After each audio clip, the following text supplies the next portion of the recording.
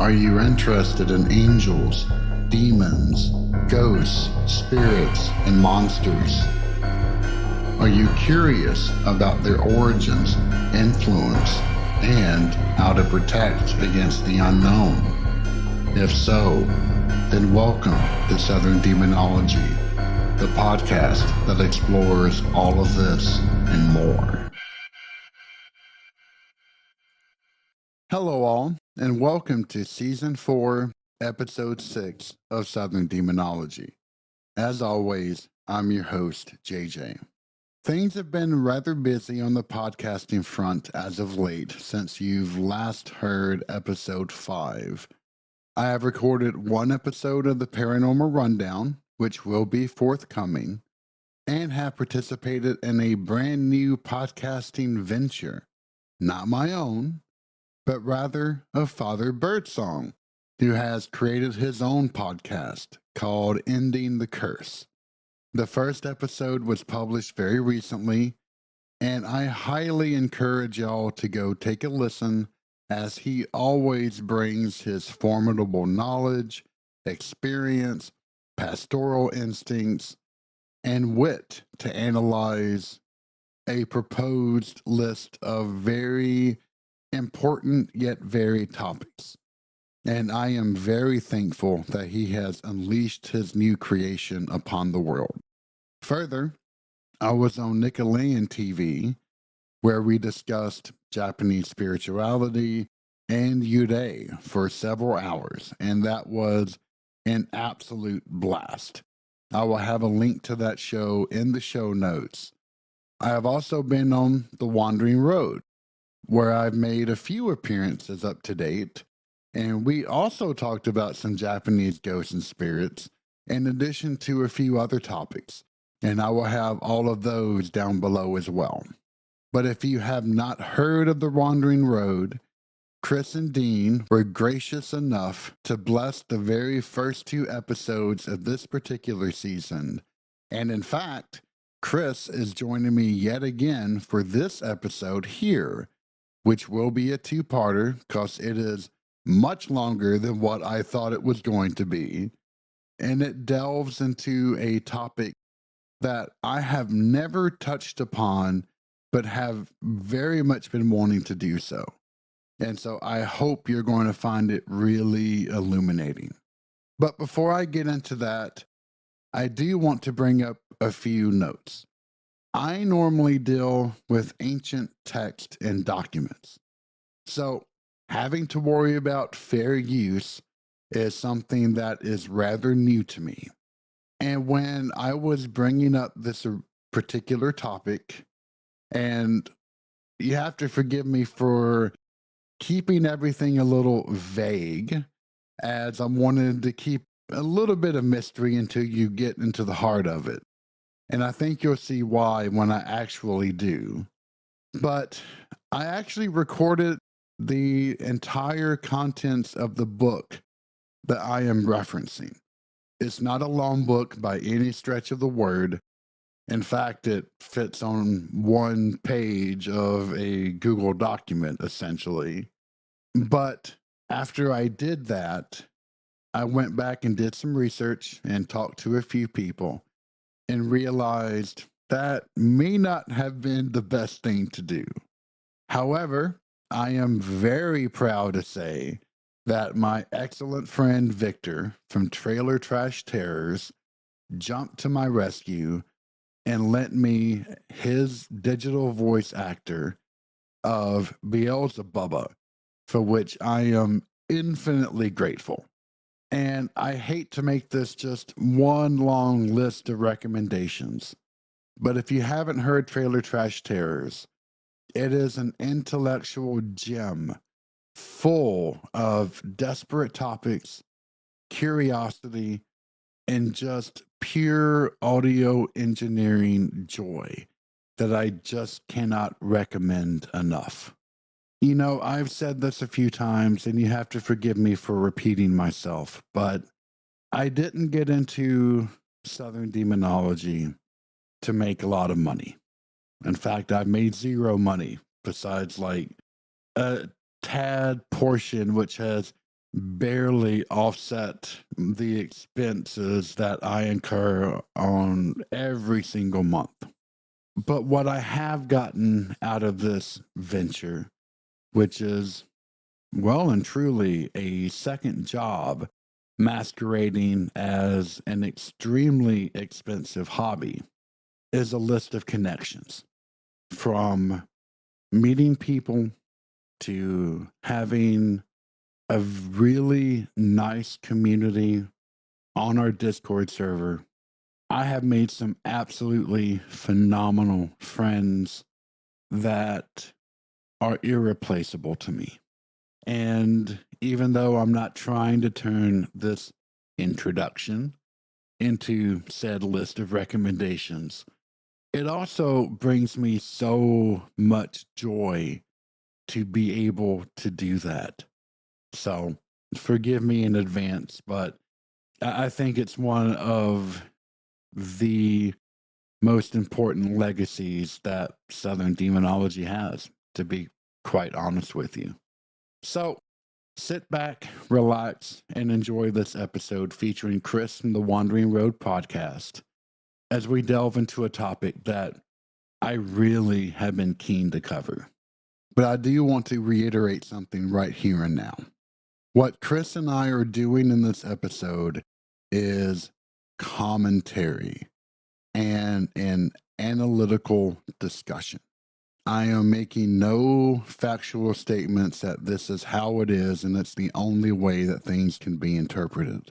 In fact, if I have a listener out there who is a member of one of these two organizations that's involved and vehemently disagrees with me, then please contact me, because I am more than willing to have an open dialogue on this topic. In fact, Chris and I say the same thing, whether that's going to be in part 1 or part 2. Even I am not quite sure at this point, because even though I spend a whole lot of time of editing, this one has been a lot more involved than I have ever gotten into. But I do hope that you'll like our thoughts on this matter going forward. Hello, all. Welcome back to Southern Demonology.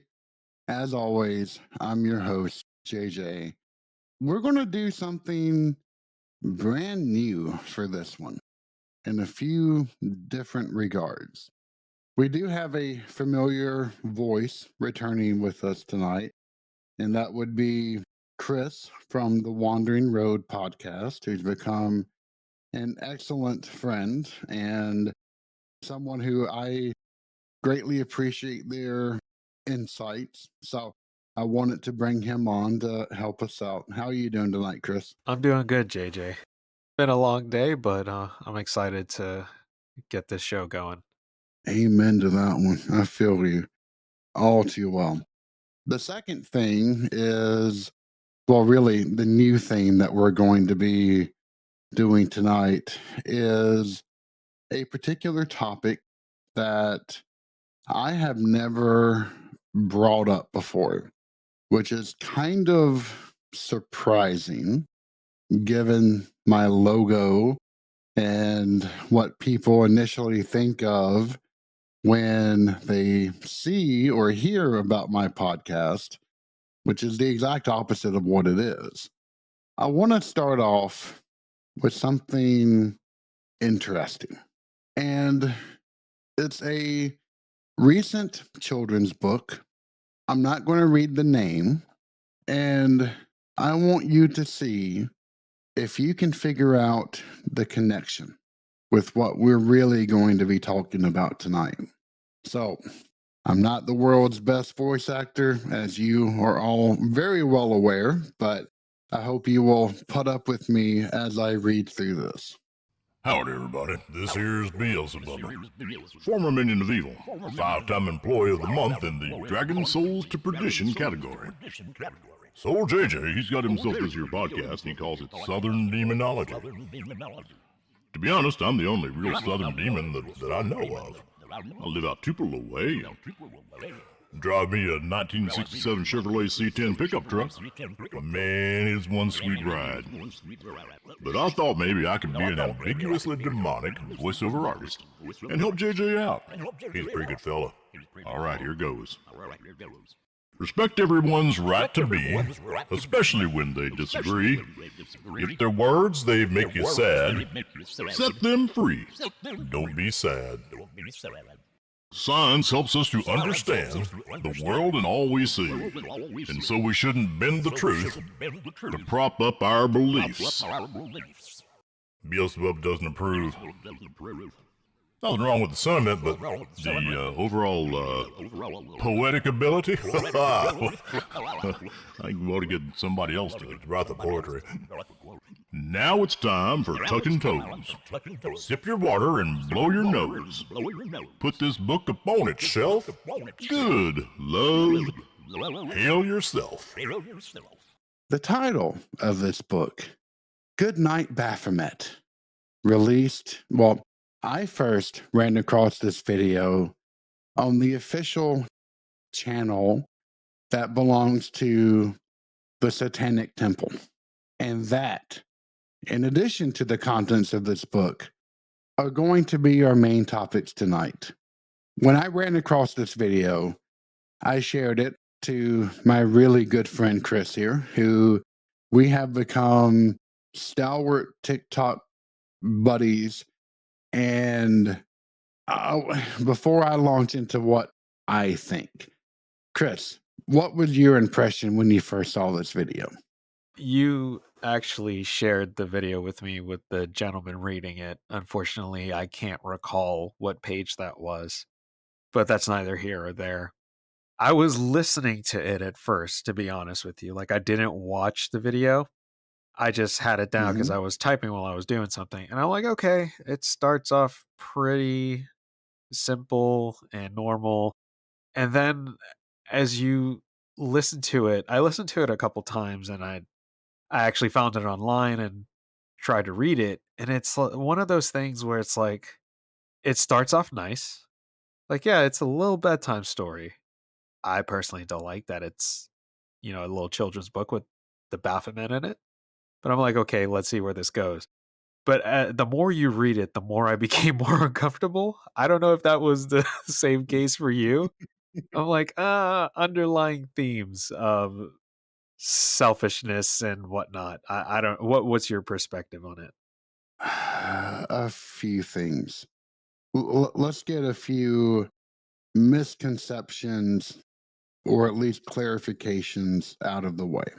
What does the Satanic Temple actually advocate for? Publicly, they insist that there is no devil, there is no Satan. And this is actually what the Church of Satan, which was the original institution that took the name of Satan as its patron and found it back in the 60s, 69, I believe, if the date's right. But it was done by a man named Anton LaVey. And LaVey had some he practiced what they like to call radical humanism, which is every person belongs to oneself and your will is inviolate. Nobody can touch you but without your permission. No one can tell you what to do. And he advocated for this ultimate freedom, if you will. And we'll get into a conversation that his partner had with Art Bell in a little bit. But then comes the Satanic Temple, and it actually has major beef with the Church of Satan. It does not believe in magic, so it says. Still does not believe in Satan, so they say. And they are both a tax exempt organization and, well, the old saying that You know where all lawyers are ultimately going to end up? Well, they have a huge legal presence. And that's why I'm not going to try to tempt fate because I'm a little small fry and goodness knows they could chew me up. But they too believe in a lot of the same things. However, whereas the Church of Satan, so the Satanic Temple claims that everything is based on the individual and it's a very loosely held organization, or at least nowadays, supposedly. The temple is much more rigorous. They hold twice weekly virtual congregations. They wage huge legal battles and etc. When I was reading this, some of these items come through just as you would expect. Be kind to all, do what's fair and never stray. But then things get a little bit twisted as you go further into it. Even when rules get in the way. Okay, that's an interesting take. Always stand for what is right. The right bit is something I'm going to come back to because I don't think I've ever really talked about it before. But there is an absolute difference between what is just or right and what is moral or good. In fact, back in the day, I created an entire fantasy system which used different values as deities, but that's neither here nor there.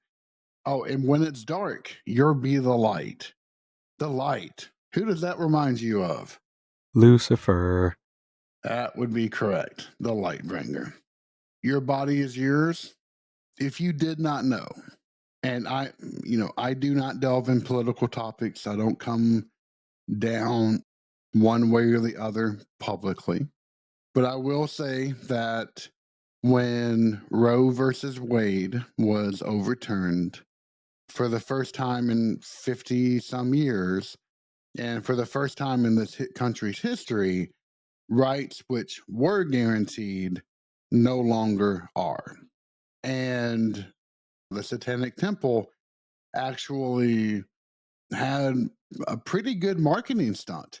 They released a brand new order in order to fight sort of this religious extremism that has been sweeping the country, unfortunately, by releasing a program called the Samuel Alito's Mother's Center for Reproductive Freedom. And whether you agree with it or not, that is a bloody brilliant marketing tactic. And that's how they've been spreading their name all the way throughout. But this is another tenet of modern day Satanism. Your body is yours and yours alone. Nobody else can say what to do. That smacks into the regular. But we still haven't really delved off the deep end, right? I mean, if you didn't really know who published this book, you would still think that, okay, maybe, maybe a little sus here or there, but otherwise, still not too bad. JJ, if I could interject for a quick moment. What I do Yeah. want to point out and make clear for the listeners, your listeners today, with the statement within the book that you were just talking about with the your body is yours and yours alone, in no shape or form are we advocating to one side or the other, nor is JJ doing that. It's more in the sense of just doing an analysis of what they're saying. And I think that has to be said because, in today's world, people like to get really stuck up over certain things. And I think that line in particular can be up for interpretation. I think most of it can, but it depends on the way that you look at it. But I think it's clear to, we're not saying that like you should do this or you should do that. It's more so just an analysis based off of what they've said before and what's within this text. Yes. Thank you for that clarification. Yeah, I am directly quoting this work. These are not words that are straight out of my mouth, nor am I advocating for anything one or the other. But thank you for that, because yeah, I've gotten myself in trouble for that when people didn't realize I was doing a peer Yeah, analysis. yeah. Text, you can put quotes around things to let you know, let other people know. I do a similar thing, but I normally add a little bit of reverb, which I will do here and post. But yeah, I'll try to make it a little bit more evident going forward. But this is the part that when I was listening to the narrator speak it, it really set my spider senses to tingling. Respect everyone's right to be, especially when they disagree. If their words make you mad, set them free. Don't be sad. What do you take that last sentence to mean? So to me, that one, immediately I thought, okay, if their words make you mad, set them free. Don't be sad. I thought of it as get rid of them. And I don't get rid of them, plain and simple. And I don't think they're talking about cut off contact, go no contact. I think if you take the example of someone getting in your face, let's say there, for example, someone cuts you off and they get road rage and they're all up in your face and you happen to be armed, set them free.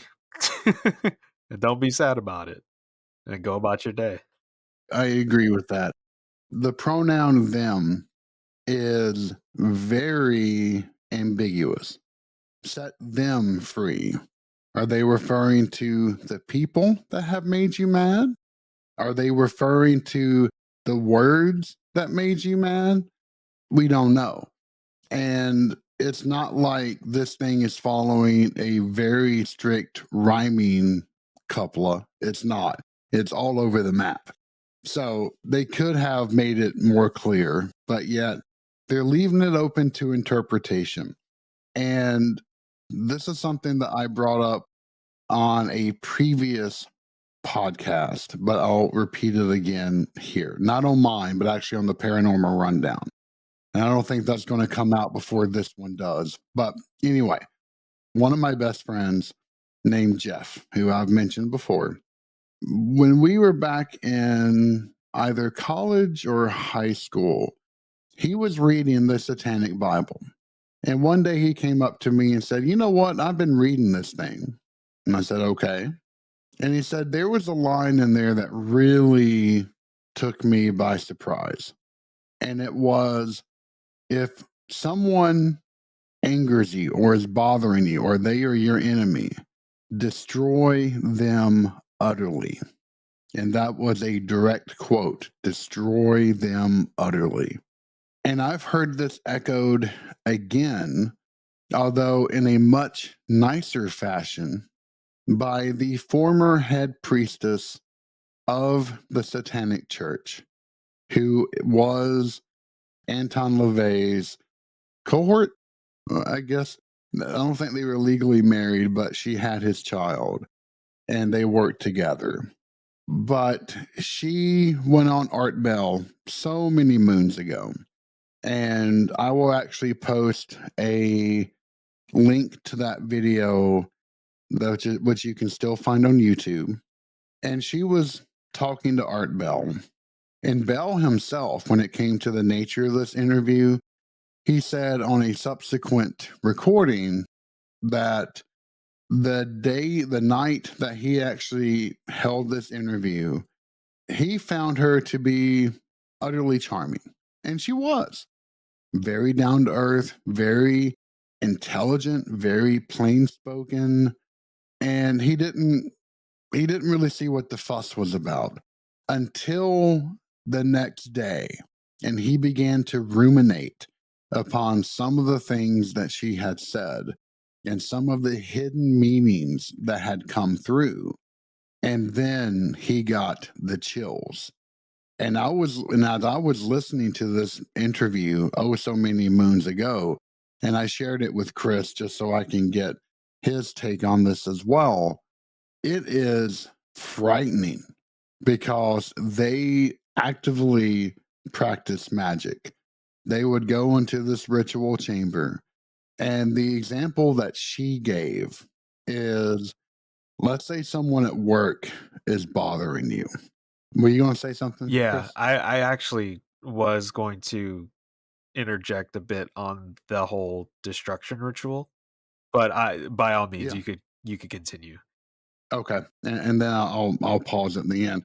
But they would go. She would go into the destruction ritual, into the ritual chamber, and she would unleash her will in the form of a spell with the goal of removing this person. And as she phrased it, it doesn't really matter what happens to this person. Could they get into a car accident? Sure. But it's just as likely that that might get promoted and get moved to Hawaii.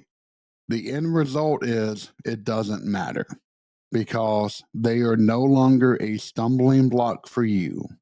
And whenever I read this, set them free, that is the one thing that came to mind of unleashing your will upon the universe. Because remember, your will is inviolate, and that way nothing can stand in your way. Go ahead, Chris. Yeah, one thing I wanted to touch on about specifically about that example, because I listened to that Art Bell interview twice. And when you listen to it the second time around, you can tell that Art is a little unsettled as the interview goes on. I would Usually agree with with Art that. Bell, he doesn't interject his personal beliefs as much with his other interviews he's done, but with this one you can hear like towards the end before the callers come on, like he kind of tries not to directly challenge her, but he does ask some questions of like, well, what about this and what about this that you don't really see in some of his other episodes, which I thought was really interesting. But what I wanted to touch on real quick with that destruction ritual that they talk about, it's a complete lack of care for your fellow human being. Now, I don't want to jump too far ahead. There's a claim that, they're humanist, they really don't believe in an actual deity of Satan. But when you, for example, the destruction ritual, it's very selfish. It's very self-centered. There is no care for what happens to that person. And I always think back to the whole story of Cain and Abel, when Cain kills his brother and God asks, "Where's your brother?" And he essentially asks, "Am I my brother's keeper?" And that always plays into my mind. Like, even though you don't like someone, you have a moral responsibility as a human being to not take that person's life or to wish harm upon them in any shape or fashion, because it's like it's all about me, but I'm not taking into consideration that this person may be a certain way, they may be going through a certain thing, and that just, what she said, just completely throws that out the window. You essentially downgrade this other person to a non-human level. You put them below you as opposed to realizing that this is another person, if that makes sense. It does. Yeah. And I completely agree with that. And then the next stanza is kind of a pot shot against some Christian faiths. And this fact that, science helps us to understand the world and all we see, so we shouldn't bend the truth to prop up our beliefs. And, that is unfortunately something in which you can see in extremely devout Christian denominations. Like, for example, when I was a kid, I, as most of you know, would go to a Southern Baptist church that was a mile up the road from my house. And one night they were going to put on a special presentation. And I was curious, so I went. And it was just me. My mom did not go. She never went to this church. So I went, and the presentation was all about a brand new identified demonic influence that is putting our kids' lives in danger. Would you happen to guess what this horrible, sneaky influence could possibly be? This was before my time, but I'm assuming D&D. That would be a fantastic guess. And I've actually had people tell me I was going to go straight to hell for playing D&D back in the day in middle school, but it wasn't. It was something much more nefarious. It was the No. Smurfs. Bum, bum, bum. Yeah. I hated the Smurfs, by the way. Oh, when I was a kid, my God, I watched it. I mean, it was, to me, it was awesome. But yeah, to hear that, because what the wizard's name was Gargamel and the cat's name was Azrael, then oh my gosh, they're just promoting Satanism in all forms. And I mean, you have to remember this was in the height of the satanic panic to begin with, which I haven't really done a show about, and I really should at some point. But there is this idea, and unfortunately, some denominations do take this to heart, where they strictly prohibit or severely limit their parishioners' consumption of outside media. If it does not fit into the narrative in which they believe in, then it is ruled as satanic or evil in nature and should not ever be consumed. And so to me, this is a pot shot against that. Did you have any other thoughts on this Yeah, one? I agree with you on that assessment that it is a pot shot. And me being the person I am, I'm very analytical. I went to school for history. I have a master's in history. So from an analytical perspective and being a person that's a fan of, well, not a fan of, but enjoyed studying the Crusades and antiquity when there was a lot of religious tension, those time periods particularly draw my attention. I can't really refute anything that they say there, that pot shot is kind of legitimate. That when you look at stuff with like Copernicus and Galileo and how people were demonized for their scientific beliefs, like even Hypatia was, I think she was skinned alive with seashells. So yeah, so I mean, Mm. like in that sense, okay, all right, they got a goal on that front. I'll give you that one. But other than that, I'm not relenting anything else. But then the very last thing that this book says, hail, as in HAIL, hail yourself. If that is not the ultimate satanic cry, then I don't know what is. And, when you start off reading this, and I'm going to have to break into a little bit more of my nerd side, and I apologize for that. But when you start off reading this, if you've ever played D&D and you know about the alignment system, it really kind of makes you think of chaotic good. Do what's right, even when the rules say not to. That smacks of chaotic good. But then you get to letting them be free and hail yourself. And at the end of the day, it becomes nothing more than kind of the ultimate representation of lawful evil. This is just like Chris said, it is pure selfishness.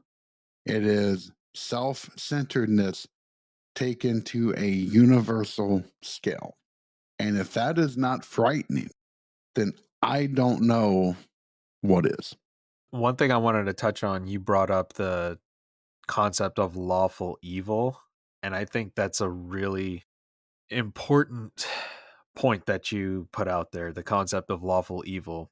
And the reason I say that is if you look at human history in general, and if you look at the way our world is structured, unfortunately, a lot of our systems function in that fashion and function in that fashion in the past. For That's true. example, the Servile War, I think it was the third Servile War when Spartacus, I'm not sure if you're familiar with Spartacus, but he led a rebellion of gladiators and slaves. And as a result, they lost the Servile War, but as a result, everyone else that were still in bondage had to suffer. The Gauls sacked Rome under Brennus.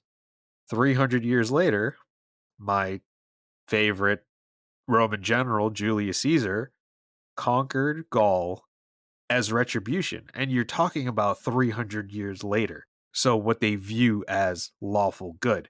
So, it all depends. So, that's where it gets not lawful good, chaotic good. Is that what you said before? Yeah, chaotic Mm. good.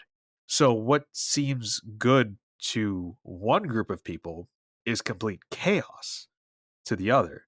And if you look at our modern world, and I hesitate to talk about our modern world today, our present day, because a lot of countries act in that fashion in which they are willing to completely carpet bomb somewhere just to get back at one person. That's true. So I'm going to delve into a little bit of political philosophy here. And have you ever, Chris, have you ever read like John Locke, Rousseau, Hobbes? Like 15 years ago, a very long time ago for my undergrad. But most of I think, well, John Rawls, but most of them frame things in terms of a state of nature, and then, and which is the before times, before there was a social contract that was established that would then form a particular government. And the type of government that each one of these individuals would advocate for were they changed the state of nature to reflect why that type of government may have come around. For example, John Locke, he believed that the even though the state of nature was largely peaceful, there was no proportional justice that was there. If someone stole a loaf of bread from or a piece of fruit from somebody else, then that other individual could kill them. And there was no repercussions. There was no sense of equal justice. And people got tired of this. And so they banded together and formed a government that was all about life, liberty, and property. Hobbes believed that the state of nature was a nasty, brutish, and short affair in which even the strongest person had to sleep. Nobody was safe. And so the people banded together and formed a totalitarian government that was so monstrous, had so much power that its people could never leave its grasp to go back into a state of nature. And there's others. There's Rousseau, who thought that the state of nature was just peaceful. There was Rawls, who was the more modern version, who actually didn't do a state of nature, but rather the state in which people actually, before they were even born, they could see how the world really is, and then they would advocate for a fair and equitable distribution of goods and services, because you didn't know if you were going to be born rich, poor, whatever, and you wanted the best life for everyone involved. But where I'm going with this, and I really do have a point, I swear to goodness, is there's one other philosopher who dabbled a little bit in political theory, and he's not really thought as ever touching on politics. And that is Immanuel Kant, the famous moral philosopher, who's also very famous for being extremely boring, but we won't touch upon that right now. But anyway, Kant theorized that just as there was a state of nature for individuals, there is also a state of nature amongst countries in which every country would act independently. They would act completely selfishly. They would look only for their own best interest. But eventually, they would band together and form a social contract amongst nations, and thereby eliminating the state of nature amongst countries, which you never hear people really talking about that piece of it. And I always found that extremely interesting. But I would completely agree with you on that one. Countries by nature have to be self serving because otherwise, nobody else is going to look after them unless they've made extremely potent allies. But that's a pretty long winded tangent. But anyway, I apologize for that. I had to No get that out worries. there. No worries at all. So that is Goodnight Baphomet. And I wanted to bring it up for discussion just because of the fact that it really does typify a lot of the principles that you will find, whether they like it or not, in both the Satanic Temple and the Church of Satan. But I would also posit that this whole thing is a rather fantastic smoke show. I know that they say that they do not believe in a real Satan, even though the Satanic Temple does claim that Anton LaVey did actually believe in the Satan.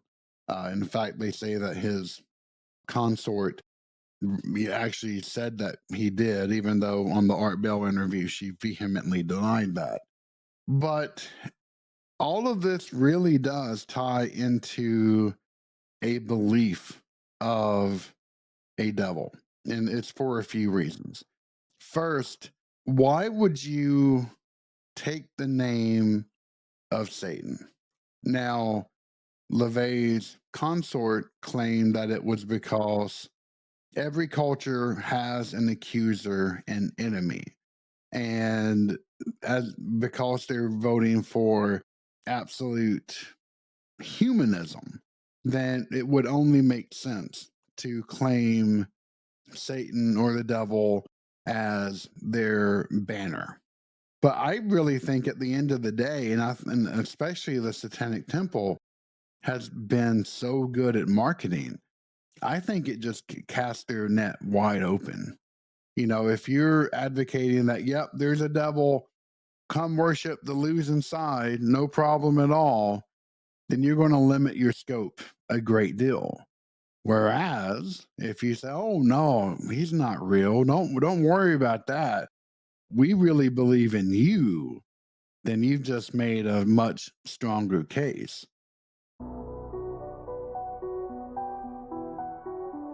Thank you for listening to Southern Demonology.